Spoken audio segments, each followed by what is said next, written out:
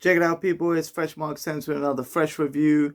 Today, I'll be reviewing 5 fragrances that I love from a brand that I have bought um, over the years, checking out from winter to summer, autumn, and spring. These 5 fragrances will match different occasions. Not all of them are formal. A lot of them have a casual vibe, but it goes from the basic market ones that you would see in your high street to the ones that are a little bit more niche and a little bit harder to find. But let's get into these 5 fragrances from Dolce and Gabbana. The first one that I'm going to pick is something a little bit different for spring. Now, this is something light, sweet, a little bit green, and it has a tiny leathery nuance to it. Just a tiny bit. It's slightly feminine, but it's from the niche selection, the Velvet selection, Dolce Gabbana Velvet Pure. Now, I just got a little bit of this because this is quite a feminine scent by most people's account, in that it's sweet green, slightly white floral from the Narcissus. But I wouldn't knock it if you haven't tried it, because the clean, fresh Galbandium in the top note is very airy, slightly, um, um, it's green, fresh, slightly aromatic in a herbal way. The Galbandium, the first Galbandium that I've ever smelt was Versace Blue Jeans, and this has that sort of freshness from the green note, but the Narcissus gives it a sweet white floral touch, which is very green, like a green stem, but it also has a light touch, almost like aldehydes from the white floral note of it. It's a nice bottle. I don't really judge fragrances by the bottle. It's quite expensive. It's £220 for 50 ml. But I got this off eBay for somebody who actually doesn't like it. A female buyer who actually sell it now because she sold it to me, who didn't like it because she found it a little bit masculine with how leathery. Well, she didn't say this, but I've tried it on female skin, and I smell as quite leathery and not as green and fresh and feminine as I once thought. A woman can wear this, definitely, but I feel it would be a little bit better to wear a fragrance of green notes and rose, maybe. But that can come off as a little bit old and stuffy. So it's a fresh green scent. Give you a little bit of sweetness in the summer, and that Galbandium is high quality, airy, sweet, and green, slightly powdery and fresh. I think this is fantastic for the summer, casual or formal, because it's not obtrusive, yet it's very refreshing at the same time. So you can wear this formally to formal events, but you can wear this to a workplace as well, but nobody will really notice it, and it would be a scent more for you in a tiny scent bubble. In the first hour and a half, it projects quite a bit, or actually about medium range, and then after that it's a close skin scent bubble that will leave you refreshed, airy, and green. Very natural smelling scent for people who love that grassy, fresh vibe. It's not actually grassy in its note. It's more of a stem, leafy, um, stem and herbaceous green note, which is slightly powdery, but definitely check that one out because it's quite unique. And then moving into the summer, when things are a little bit colder than spring, but still very hot. It can get kind of humid. You may sweat a little bit. And if you want something that would cover up the sweat, but also that cover up the sweaty, musky tone, but also be quite sporty, fresh, and clean at the same time with a zesty top note, you can choose Dolce Gabbana Light Blue Eau de Toilette. This has a C note in the middle, which is a star note of this. It's very simple, yet very well done. I got this in 200 ml because I know I could spritz as much as I like of it. Watery, aqua, and summer perfumes, the citrus and watery notes don't tend to last very long in most perfumes, but this watery note lasts very nicely, and it's not very synthetic. It's a very clean, oceanic, slightly salty. It smells exactly like Brighton seawater. I was swimming in Brighton, well, trying to swim. I can't actually swim. Well, I tried many times, so I put it out there. And I got a lot of seawater in my mouth, so I know what it tastes like. Um, but seawater, fresh, but in a nice way. That saltiness, but it starts with a zingy, clean and juicy mandarin note with a little bit with a zesty fresh lemon. It's not cleaning or acidic or anything. It's just fresh, clean, rounded, aquatic, smooth. Nothing like Invictus, not bubblegum sweet or anything. It's very natural in its mandarin orange note. And I think that gives it its clarity towards the end. The way how the mandarin orange rounds off the aquatic note and works with it. It has some juniper branch in the mid of this fragrance to make it green and fresh, mixing with the aquatic notes. It can be a bit too much in autumn. If it's cold like now, it can smell slightly diurnal, which means like a domestos or something. That after scent that you get, the watery note smells very synthetic in autumn and winter, but when you wear this in summer and spring, it wears very nicely. The longevity is about 7 hours, let's say, which is very nice for a citrus fragrance, and projecting for at least 5 hours and 7 hours, 7 to 8 hours on the skin. Very nicely for the first 1.5 hours it projects, and then it becomes midway. You can never really judge when spraying on yourself, but I do ask people from day to day if people can smell me from a certain distance. I do a little distance thing because I do martial arts, so you have to kick someone, or well, not kick someone, but be that far away to sort of score a point in ITF Taekwondo and the like. So I know my distance when I'm one arm away and a half an elbow and the way and the like. So I do ask people from day to day. And when I was out in Brighton, after wearing this, actually I already had sea salt on me, but on the way back it was very refreshing and calming. And to have seawater on me and compare it with the seawater note in here, it's different from Brighton seawater just a little bit, but it has that aquatic sea freshness and that clarity, that glacial rejuvenating note about it that I really enjoy. So Dolce & Gabbana Light Blue Eau de Toilette, the original, not the intensely, the light blue Eau de Toilette, very nice in summer. Sometimes a little bit too salty in spring, but I think it's still a fresh one. It's quite easy going spring and summer scent. The next one we got is something for winter, but it's not really, autumn, but it's quite cold, but not very cold. So you'd want something warming, but a little bit punchy as well to sort of pierce through the newly cold air of autumn. So for that, I would choose Dolce & Gabbana The One Eau de Parfum. This is aromatic with a cardamom note. It has some ginger to make it interesting and spicy, clashing with the pepper note.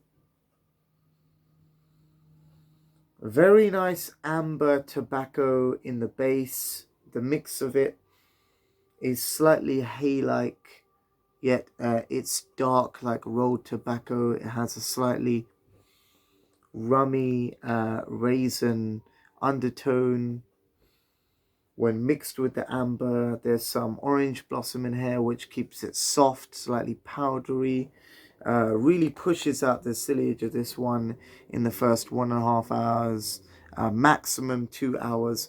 The projection of this is about 1.5 hours, quite average like the rest of these, but the longevity is about 6 hours. So for people who are expecting a beast mode fragrance, like, always projecting, they're not going to get that. I think this is a very gentlemanly, calming, relaxing scent with the aromatic sweet cardamom.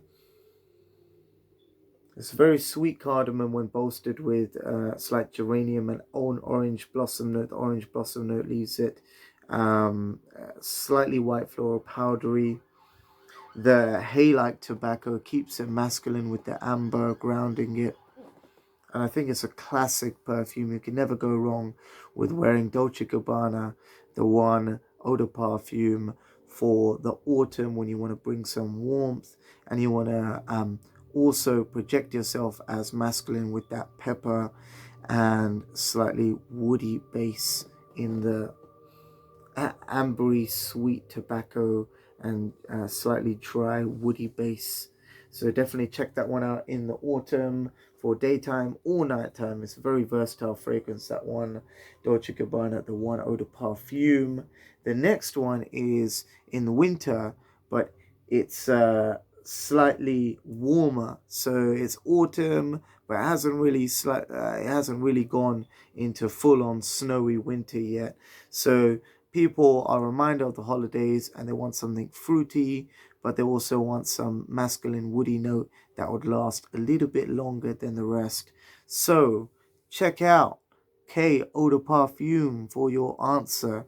This is a very nice cardamom. Again, Dolce & Gabbana is using the cardamom in a very sweet way, but it's got the spicy element of cardamom with it too when mixed with saffron. The blood orange clashes in the top note to produce something fruity with pineapple. Oh, yes. The Sicilian lemon opens it up. The blood orange keeps it juicy and slightly darkens it. The Nagamotha or cypress oil makes it dark like ebony wood. And then the aromatic note of green cardamom comes in. Saffron makes it slightly spicy. And then it goes down into a very green, leafy, like a waxed leaf, like a rainforest leaf almost. Green, leafy vetiver, like a thick vetiver, not like a grassy, light herbal one. It's a dark green, jungle-like vetiver. When mixed with the dark ebony woods, it produces a lush contrast of greenery with the lemon. I shouldn't have touched it because I got a little bit of spice in my nose. And that spiciness from the cardamom really sets off with the saffron, the luxuriously sweet lemon. It starts off as sharp and then it goes sweet, fades to the back, allows the cardamom to work. There's a little bit of geranium here, but it doesn't make it minty. It just uplifts it a tiny bit and mixes with the juniper berry. So geranium and juniper berry had that sweetness about it. And the musk in the base is a very masculine, woody, and when laid on top of the fruits, it has a sort of cedrat boisé effect of fruits laid on top of wood. But that dark contrast of Nagamotha wood is an ebony wood, which means it's dark, heavy, quite an opaque, thick, almost a wet wood note, but without the oak moss softness or bitterness. It has a dark, rich quality with the fruity notes of juniper berry and light lemon in the top note that resides throughout the perfume. So very complex, fruity, rich, great for winter if you want something long lasting, and fruity if you want to bring some interest into your fragrance game. You can really capture the interest with the fruity notes of this, and the woody notes keep it masculine on an intimate level, let's say when you're closer. So I'd recommend this for winter. You can wear it at nighttime. I'd recommend it for nighttime, but it's okay for daytime too, because it has an opening freshness of the fruity note that is the foliage from far away, and you get the woody notes up close. So it's a great fragrance, daytime or nighttime. In the winter, you can wear it in the summer too, because I feel it's a longer lasting version of KEDT, and it does what KEDT does, but in a more wearable way with the juniper berry and geranium and wood mix. It just does it a little bit better with the sour, sweet, and woody connection with the fruity and woody notes. So enough about that. K Eau de Parfum. I bought that in 150ml because for £70, because that was a great price from my origins when they were selling to the UK. Now they don't do that. So now the ultimate, save the best till last, right? In case you guys are still watching, don't fall asleep, because I have got a spicy number that is from Harrods, 150ml. I had to get it because this is so sweet, so resinous. It reminds me of setting sun. It has that warmth, luxurious, slight oud note. It has the black pepper and slight coriander note from D&G, the one eau de parfum. It has the best of D&G in terms of warmth, amber notes, and a slightly tobacco-like feel.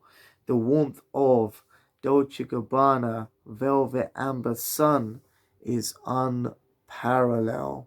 I had to buy a full bottle because I loved it in the store, and I like to support companies that do a good job.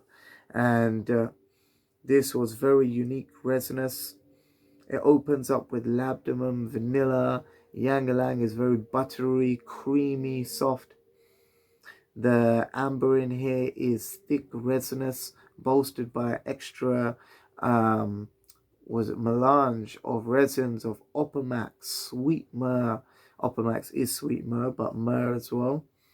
Another amber note.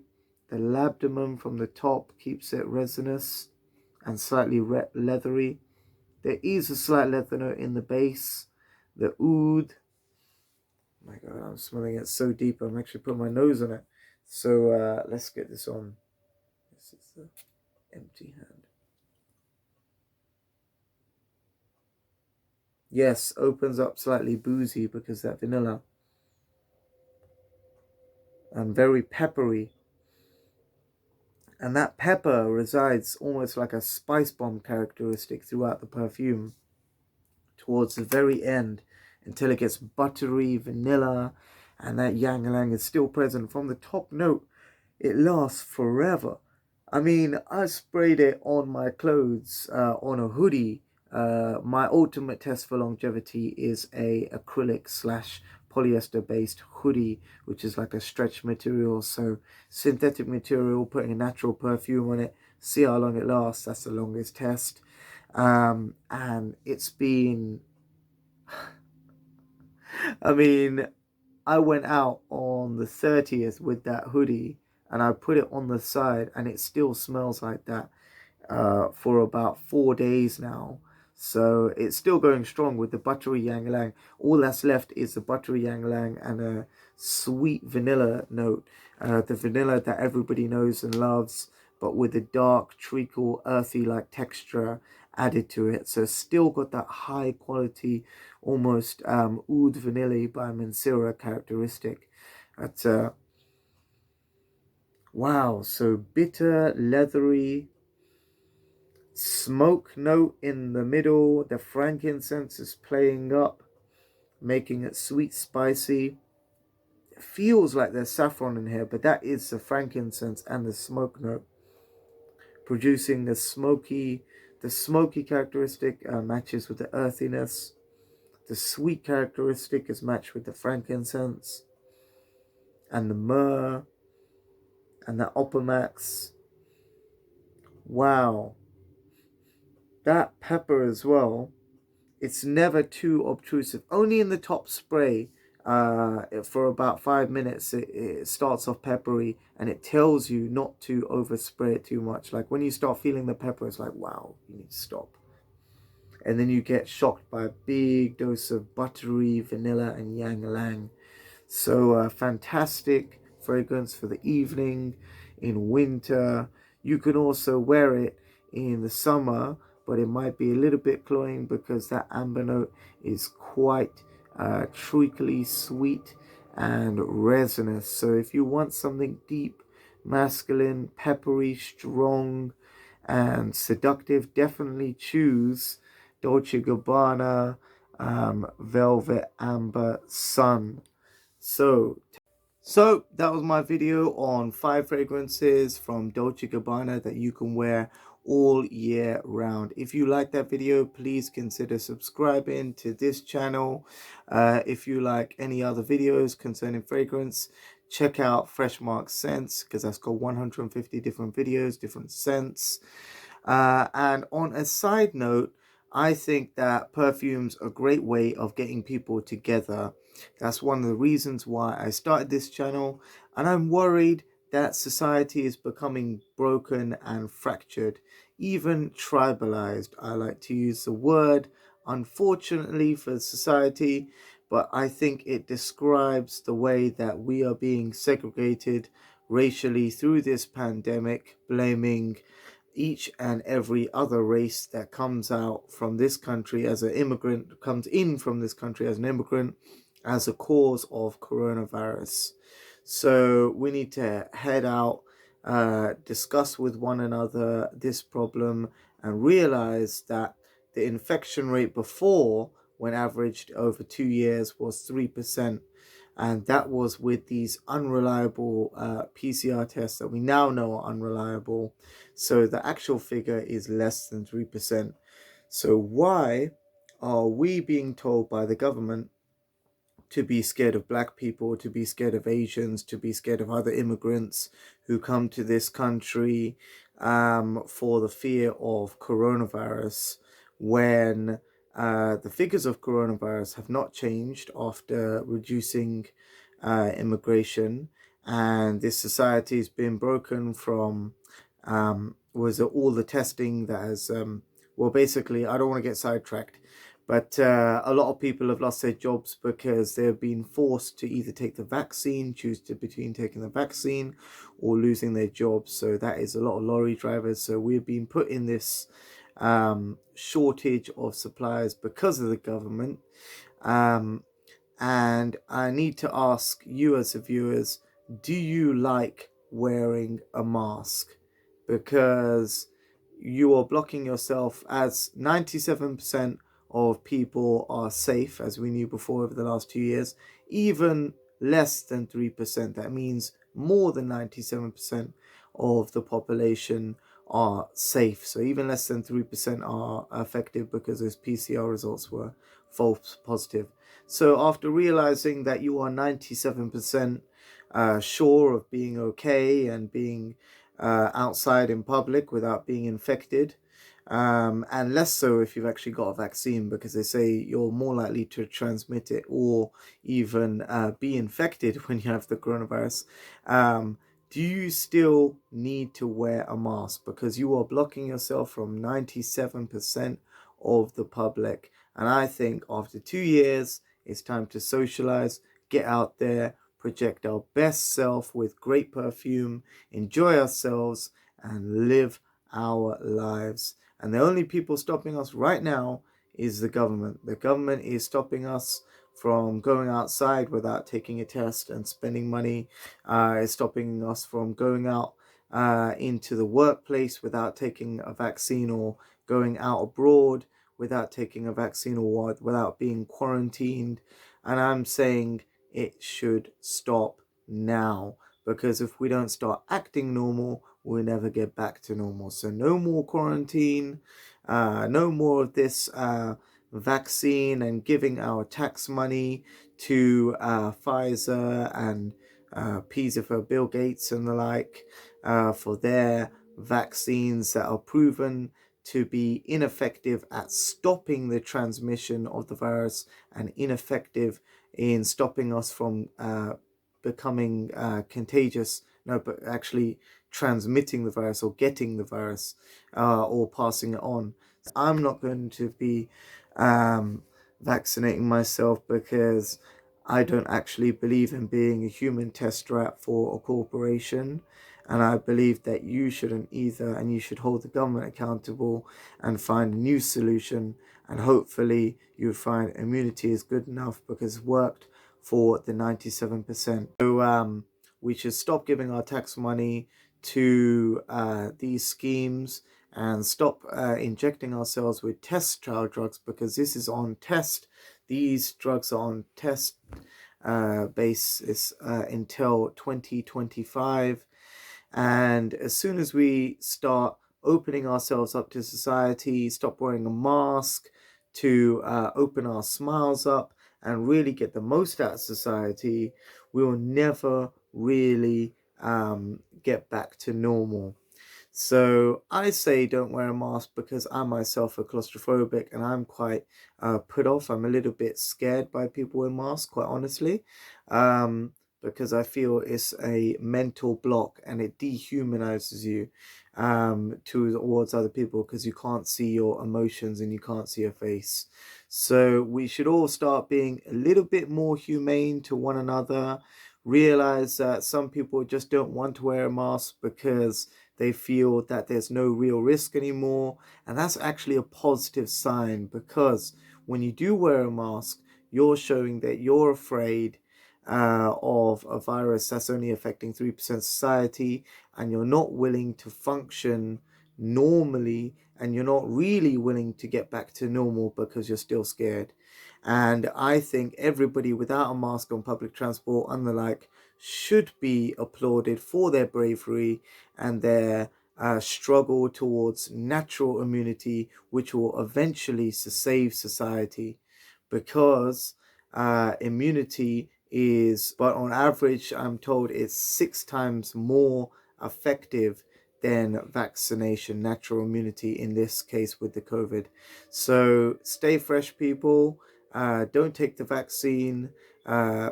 Take your make your government accountable if you can, and start asking questions, because the truth can only be found by you, and you shouldn't be told the truth. So take care, stay awake, stay free, and stay fresh.